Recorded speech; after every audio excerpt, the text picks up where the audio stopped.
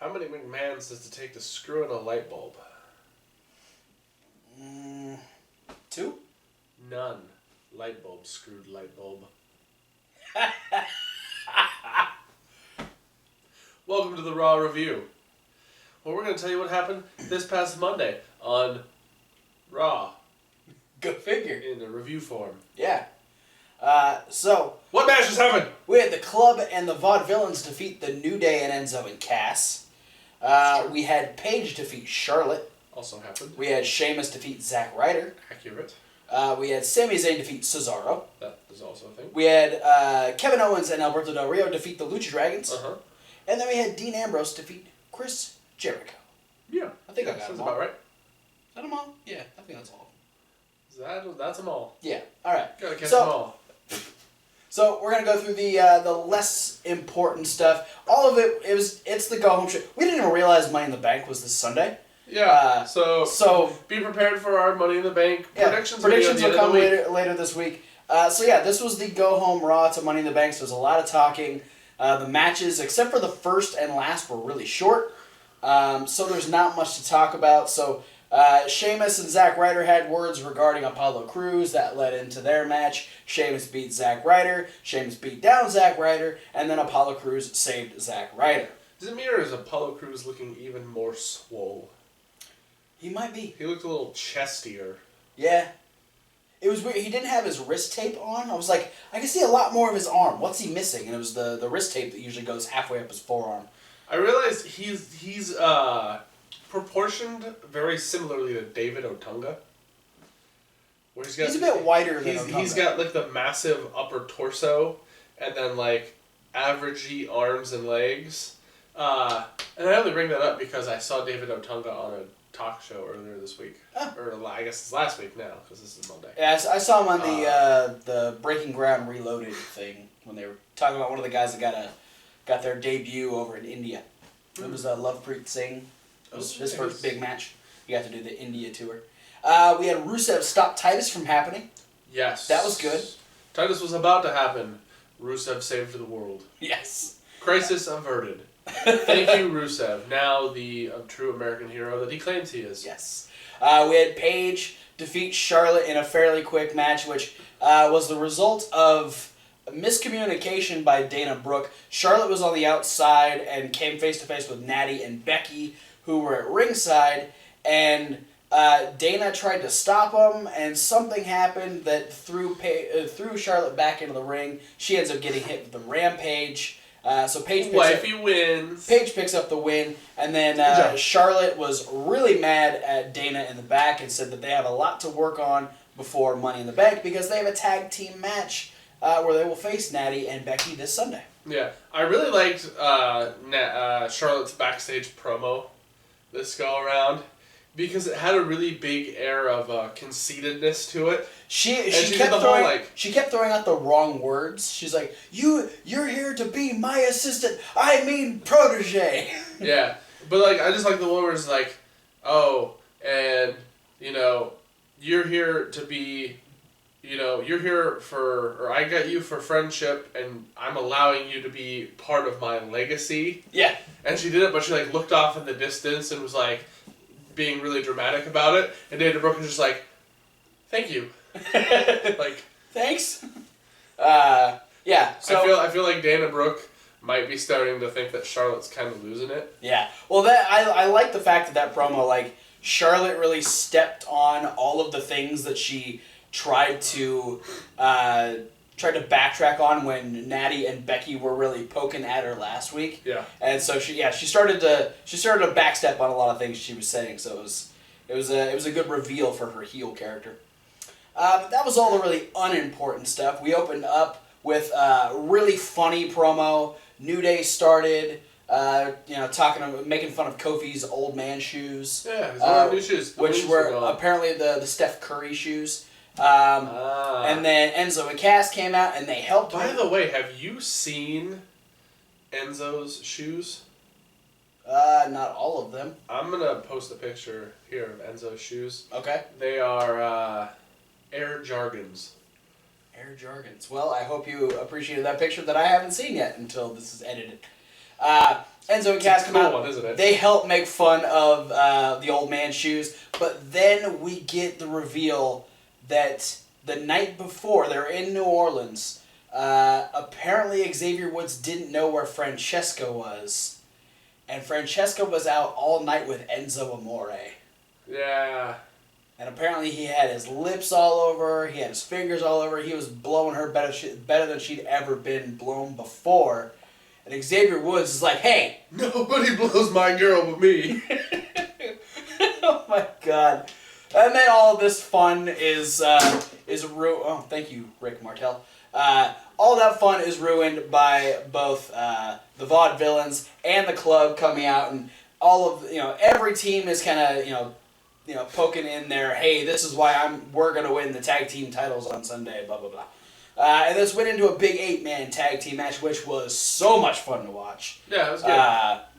Spot of the match, Kofi doing his suicide dive over the corner onto a group of people over next to the barricade. Yeah. But lots of good chemistry in these teams. I'm really looking forward to this Four Corners tag match. I was impressed at how well the club and the Vaudevillains worked as a team. Yes, they take a very standard heel approach to it, but they each have their level of aggressiveness, which really adds depth to what they were doing through the match. Yeah. And the charisma on the other side is just you can't deny the charisma of the New Day and Enzo and Cass. But the club and the Vaudevillains end up picking up the win. Eventually, Kofi and Anderson are the only ones in the ring. Gallows actually gets up after booting Big E and gets a blind tag on Carl Anderson. And when Kofi goes for an O'Connor roll, he ends up getting hit from behind by Gallows. Gallows and Anderson hit the Magic Killer, and the heel team picks up the win.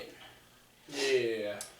All right. Sorry, babyface guys. Let's go and talk about the contract signing real quick before we get into the long-running story that went through the rest of Monday Night Raw. Yeah, so just to preface, every WWE contract signing starts out extremely similarly. Somebody's in the ring, there's a table in the ring, and there's a contract on the table. Mm-hmm. Sometimes, I'm going to say about 90% of the time, there's chairs. There's someone who's presiding over. Like a mediator. Yeah. Which in this case was Michael Colt. Yeah. The only thing that was a little bit different this go around is they had 2 binders on the table. Yeah, and it wasn't revealed until after AJ came out that this was an option that John Cena was giving to AJ Styles. He could sign one contract and just face John Cena one-on-one. Yeah, it was said John Cena versus AJ Styles. Yeah. The other one was John Cena versus AJ Styles with the club. So essentially, AJ could pretty much ensure he was going to win by having Gallows and Anderson in his corner, or he could choose to bar them from ringside. And so John Cena really just hammered it to him like, hey, you could take the easy way out, and then you'll pretty much just bury yourself. You won't need me to do it. Or you can do what everyone's been waiting for, sign this contract, make it one-on-one, and he really played to AJ's pride. And eventually AJ did sign the one-on-one contract. So according to what was said, plus the Instagram picture that was posted from WWE, that means that the club will be a non-factor in this match. So we're having a strictly one-on-one match between AJ and John Cena. Hey, quick question. What's that? What's the difference between a match with John Cena and a Buried Alive match? The amount of shovels? I was hoping you could tell me. I don't know what You should have opened with that one. Sorry, I like mine better. That first was one better. That was good. So we'll see what direction the AJ versus John Cena match takes. But we had this long-running storyline throughout the night. Shane and Stephanie were kind of already at odds because Shane wasn't at Raw last week. and apparently Stephanie said that he was. She said on Raw he was on vacation. Yeah, and he's like, no, I wasn't on vacation. You know where I was, and so they were. They never revealed it though. Yeah, so they were bickering back and forth, and deciding what matches were gonna happen and all this stuff. And then of course last week we had Teddy Long trying to petition himself to be the new general manager of SmackDown once the brand extension happens again. But tonight we had a much different. We had a much different person in every way possible from Teddy Long. We had Corporate Kane make his return to That's Monday Kane Night without Raw. this. And now he's petitioning to be the one who runs SmackDown. Or to be on the SmackDown, what did he call it? The leadership team. Yeah, the leader. I think it was leadership committee. Something like that. So, regardless of who's running SmackDown, Kane wants to be involved. Well, I think Corporate Kane did a good job as part of the. Well, I mean, he came prepared. He had a resume. He even had a letter of recommendation from his brother, The Undertaker. Yeah. You know that someone is good for a job if they get a letter of recommendation from The Undertaker. Yeah. Like, that should be a prerequisite no matter what job you're trying to get. If you don't have a letter of recommendation from The Undertaker, you just need to get the hell out of here. Well, I mean, I think that's so hard to get, that would be unfair. I just think it should be the exact opposite, whereas if you do have a letter of recommendation from The Undertaker, anyone in the world will hire you for any job you want. So the bickering between Shane and Stephanie... I bet it was done with a calligraphy fountain pen.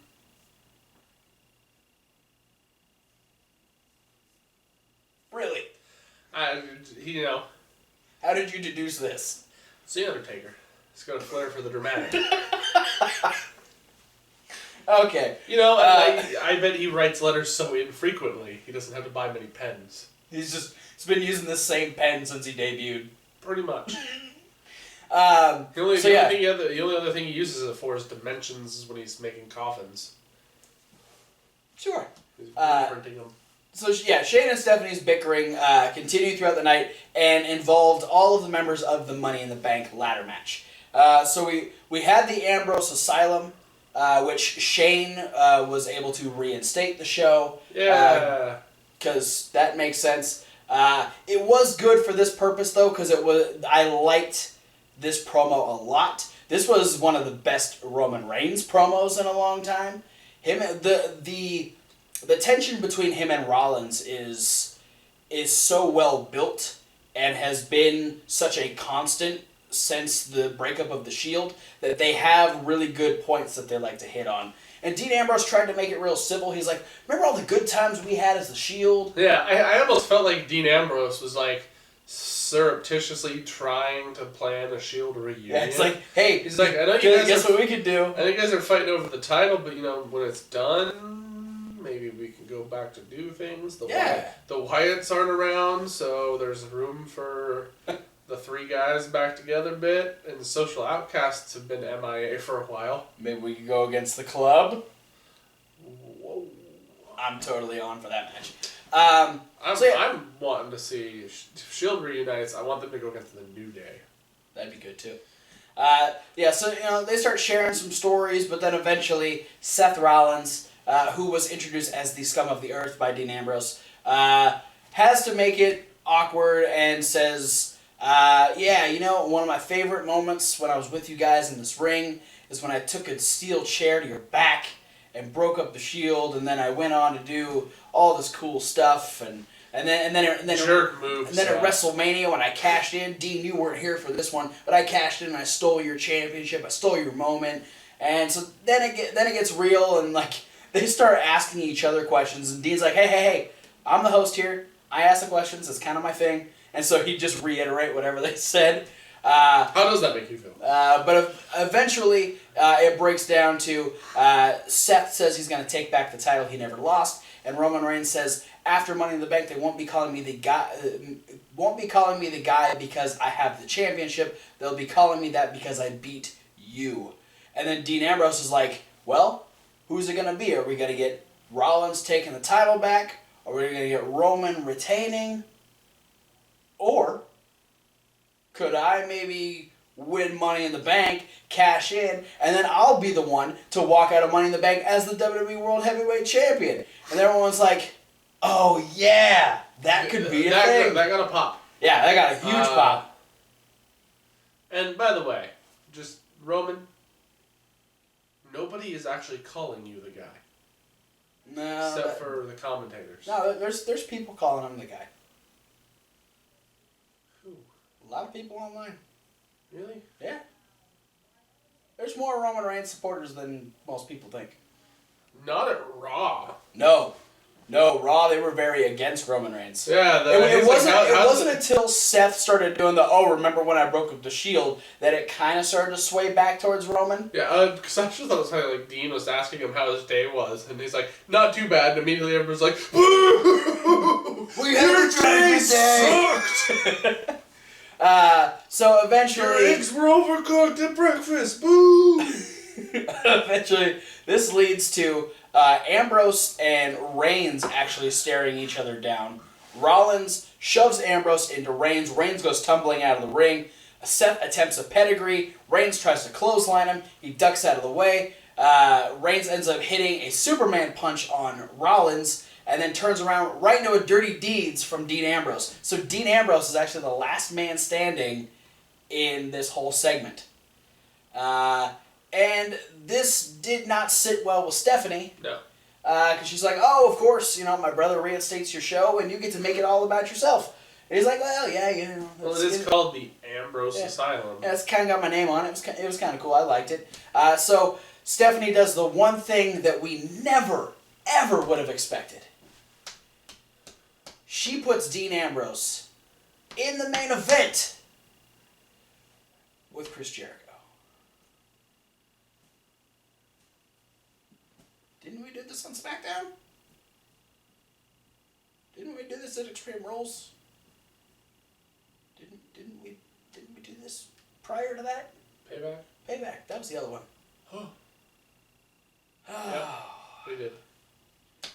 Yay.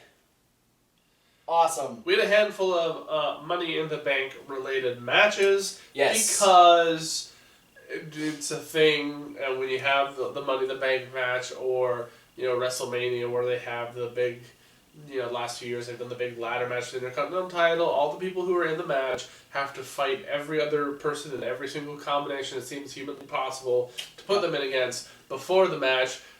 Just so the match doesn't end up getting stale.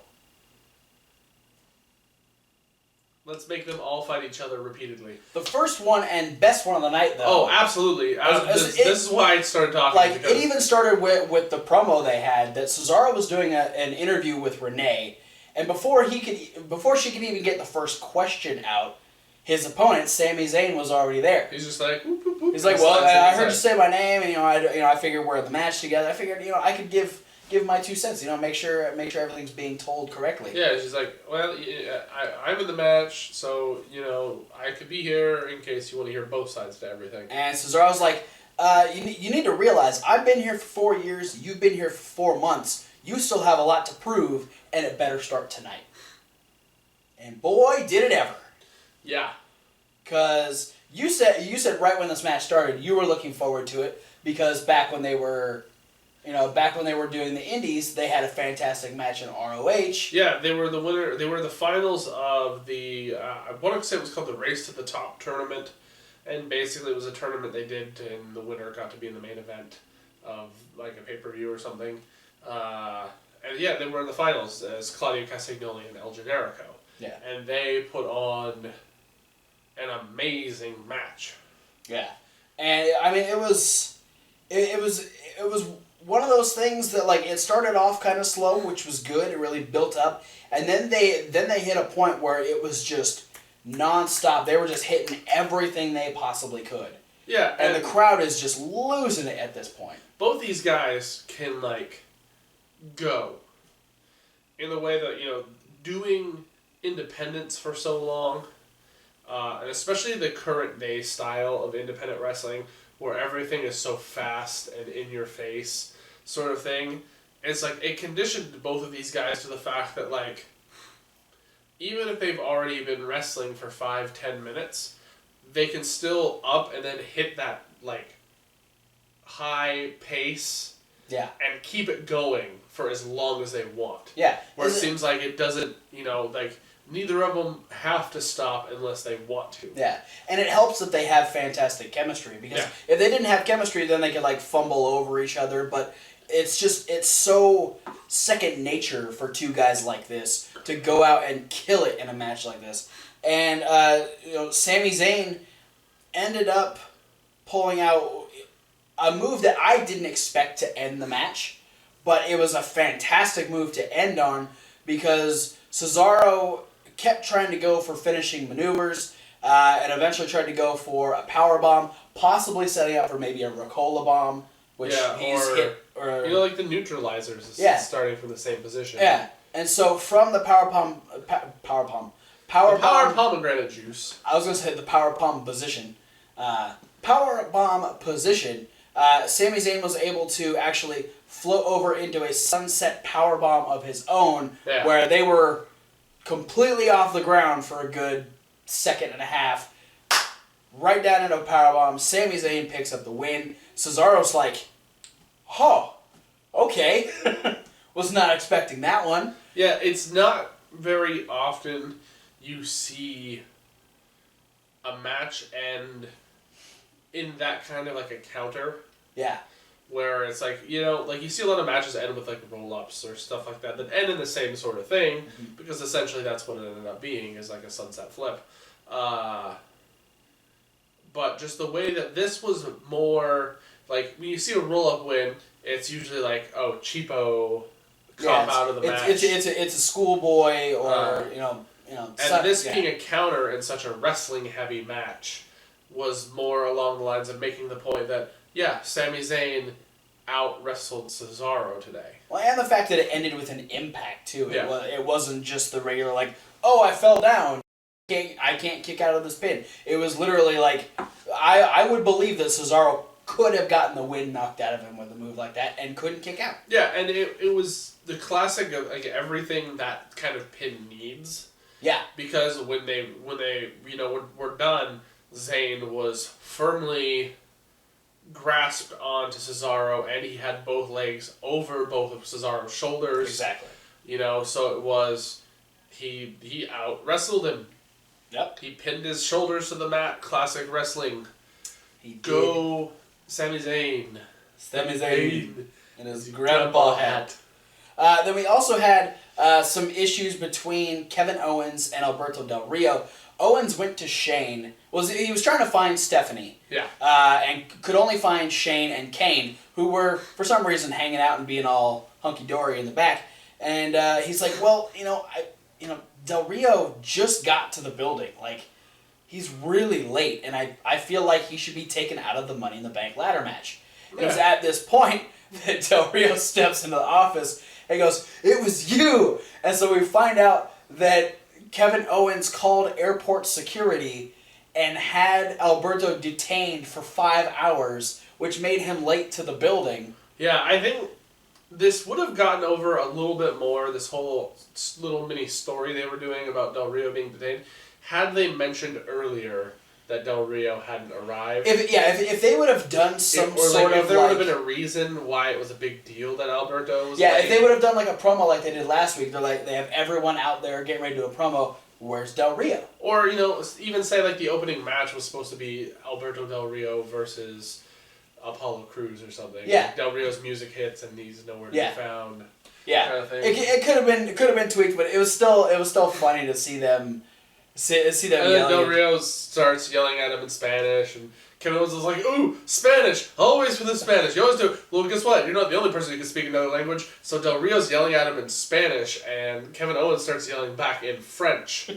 And Shane and Kane are just like, we don't understand what they're saying, and then Kane's like, "Shut up. Yeah. Be quiet." Yeah, Kane just yells, and everyone shuts up. And Kane is like, okay, I can see that, there's a lot of animosity, and I think we could work through this with some team-building exercises. So why don't we put the two of you in a tag team match against the Lucha Dragons? in which... this was his hypothetical situation. Yeah. Of what he would do if he were in charge of the SmackDown leadership committee. Yeah. It says, in the event that the Lucha Dragons do defeat you, they would actually take your places in the Money in the Bank ladder match. And forcing them to work together. And Kevin Owens is like, well, it's a good thing you're not in charge. And Shane's like, well, that's actually a really good idea, so that's what we're going to do. And as much as I knew there was no chance in hell that the Lucha Dragons were going to take their places in Money in the Bank, they did a fantastic job of, at some points, making me believe that there was a chance. Yeah. Because the animosity between Owens and Del Rio is just so real. And like they've had so many different times where they've just left each other in tag team matches that it did feel like this could potentially happen. Yeah. But eventually, Kalisto, who still doesn't remember that Del Rio can deflect any of his aerial maneuvers, gets tossed into the barricade as he suicide dived onto Alberto Del Rio. Sin Cara did look like he was going to be able to beat Kevin Owens. He actually knocked Del Rio off the apron. I think he attempted a swanton, and that didn't work. And then he actually ran off the ropes right into a pop-up powerbomb. Kevin Owens and Alberto Del Rio pick up the win, and then Del Rio kicked Kevin Owens in the face. Because you don't say thank you better than a kick in the face, I guess. And this did not sit well with Kevin Owens, obviously, who found Stephanie in the back, and they're like, can you believe what Shane's been doing? He made this stupid match. I did all the work. Del Rio didn't even do anything. I'm the reason that we're still in the match, and blah, blah, blah, blah, blah. And I heard that Sami Zayn's going to be out at commentary for the Jericho-Ambrose match. I want to be out at commentary. And Del Rio's like, well, if he gets to be out there, I want to be out there. And Stephanie's like, okay, fine. Kevin, you can be at commentary, and Del Rio, we'll make you the guest timekeeper. So you can all be out there. And then we get more bickering between Shane and Stephanie, and Shane's like, well, fine. Why don't we just have Cesaro out there as the guest ring announcer? So everyone is involved for this main event. Kane unfortunately does not get the job. No. He is. Shane and Stephanie agree. Yeah, no, because they realize that with Corporate Kane comes Demon Kane, and they need someone who's more stable to run SmackDown. Which I'm hoping it's Mick Foley, because that would be fucking hilarious if they need someone more stable, so they get the guy with 4 personalities. Yeah.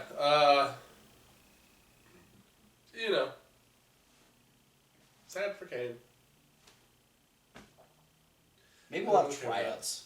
But I did like that he's like, does this have to do anything to do with the car battery? That was the one thing I was hoping that they would talk about the entire night, because Kane kept making fire and burning and hell puns throughout anything he was saying. Shane even started getting in the game when they made the Lucha Dragons versus Kevin Owens and Del Rio match. And Shane's like, yeah, that sounds like a real barn murder. Did you see what I did there? Kane's like, it was good. Kane appreciated it. But yeah, no, it had nothing to do with the car battery to Shane's testicles. Stephanie was still surprised that they were getting along. But anyway, we moved on to Chris Jericho versus Dean Ambrose for like the 7th time. The highlight of the match for me was Cesaro introducing Chris Jericho from Winnipeg, Manitoba by way of Stupid Idiotville. Now residing in Stupid Idiotville.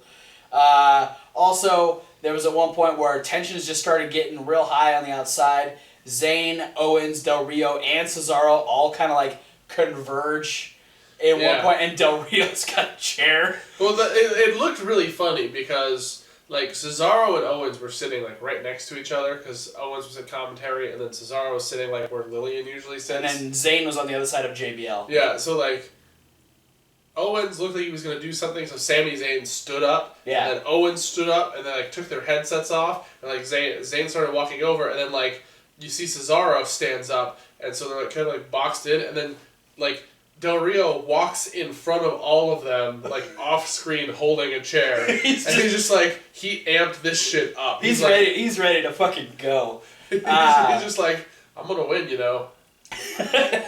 Which I think he should have just brought the hammer from the belt. The JBL actually said, I don't know if I feel safe with Alberto Del Rio over here with a hammer in his hand. He mentioned it like 3 or 4 times. Including... talk about it at the end. Okay. So we come back from commercial. They've calmed everybody down. Jericho and Ambrose wrestle to a finish. Ambrose is able to block the code breaker and drop Chris Jericho right into the Dirty Deeds and pick up the win. And then Kevin Owens is like, well, I'm done here. Throws his headset down. He gets in. Sammy's like, oh, it's on. He runs in, and it's just go time. It's just, yeah. I knew it was something cheesy. I couldn't remember what he said. And yeah, it's early 2000s. Whoosh. And it just all hell breaks loose at this point. Yeah, Cesaro gets in the ring and hits his twirly uppercut with his suit on, which looks even cooler. Yeah. Hashtag professional. And then Del Rio gets in the ring too. He gave Sami Zayn a backcracker. Yeah. But like that was like JBL also mentioned like he felt better now that Del Rio wasn't holding on to the hammer anymore. I was like, but eventually, that does make me wish that like we could have had JBL's career go a little longer and have JBL and Del Rio feud.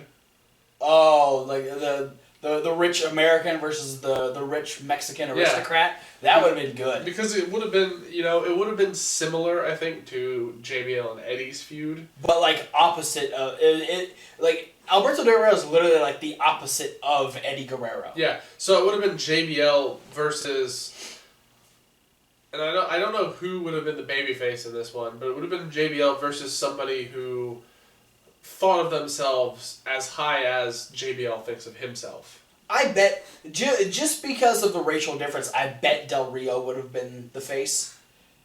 Just because you can probably get a lot more heel points on an American. Because that's how the whole thing with him and Eddie happened, is he was being so pro-America and kicking people back over the border that Eddie's like, no, you can't do that.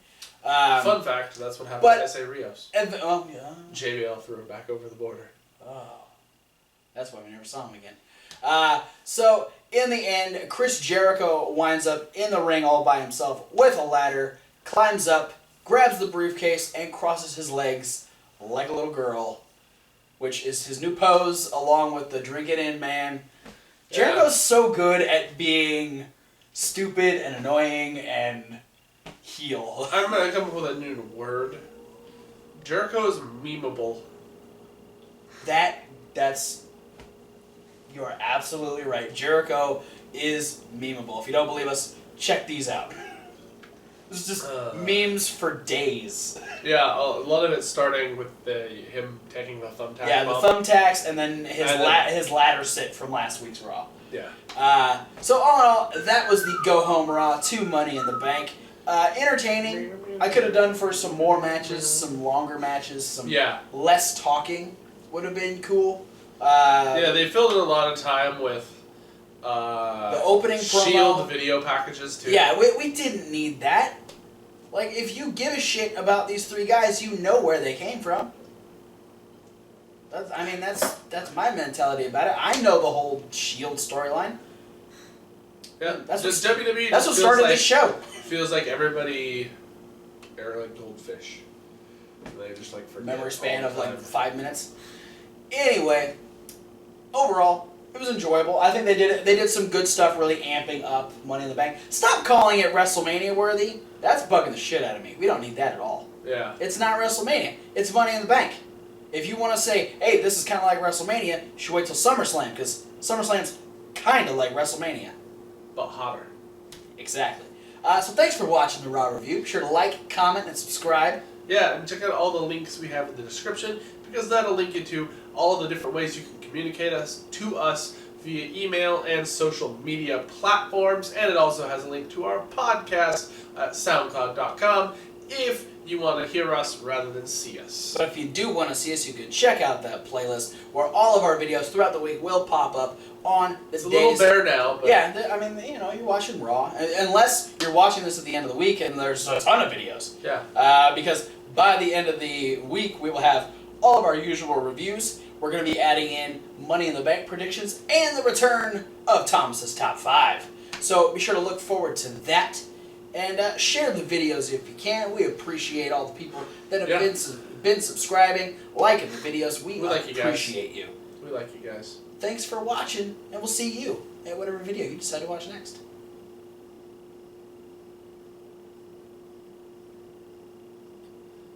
Yep. I feel like we should put our hands over our hearts and pledge allegiance to Rusev. Yeah. The real American hero that he is. Fuck Dinosaur Neil.